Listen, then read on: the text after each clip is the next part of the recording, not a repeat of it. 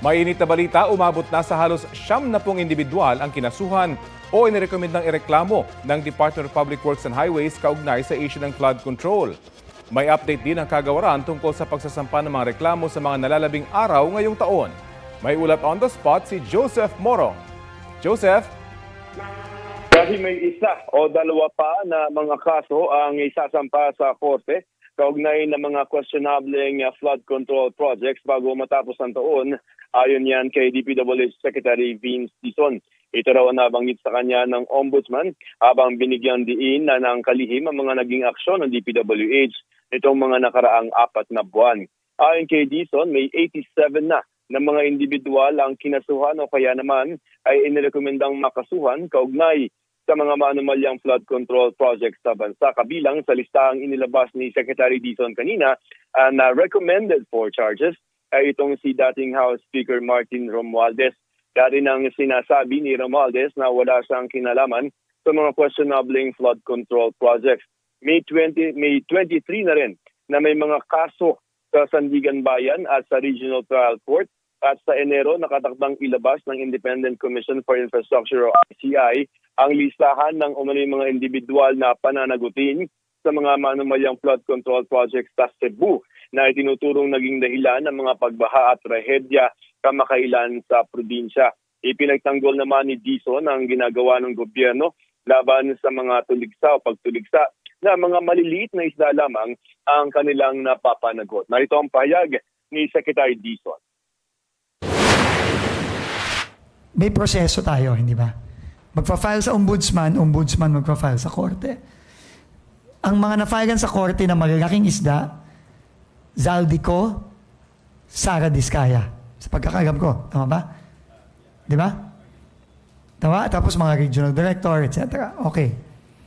Pero yung mga nasa ombudsman, ang dami nun, 87. Including former Speaker Martin Romualdez, senators, congressmen, Secretary Bunoan, Undersecretary Cabral, Undersecretary Bernardo, they're all there.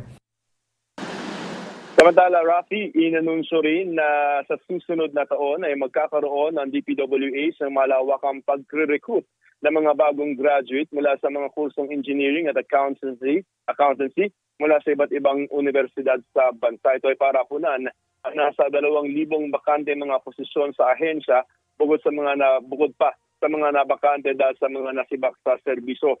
Salamat din Secretary Dizon sa Bicameral Conference Committee sa pag-aproba sa 529.6 billion pesos na budget nila na halos 40% na mas mababa sa original na panukalang budget ng ahensya. Pagsisiguro ng DPWH ay upload nila mga proyekto na nasa budget sa transparency portal para masiguro na magagastos ng tama ang pera ng bayan. Rafi?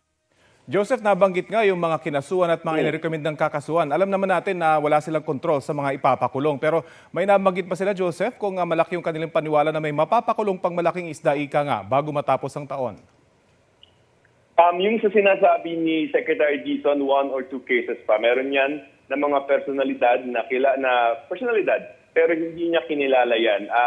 Tingnan natin kung yung 1 or 2 ay mai-shoot nila before the year end, Rafi. At Joseph, meron ba silang nabanggit itong si Secretary Dizon tungkol sa pagkakapasa ng kanilang budget na mas mababa kaysa sa kanilang hiling?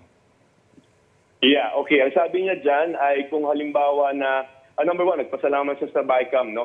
Na naipasa na sa wakas yung kanilang budget. 40% lower yan dun sa hinihingi nila na something like 800, so parang 500.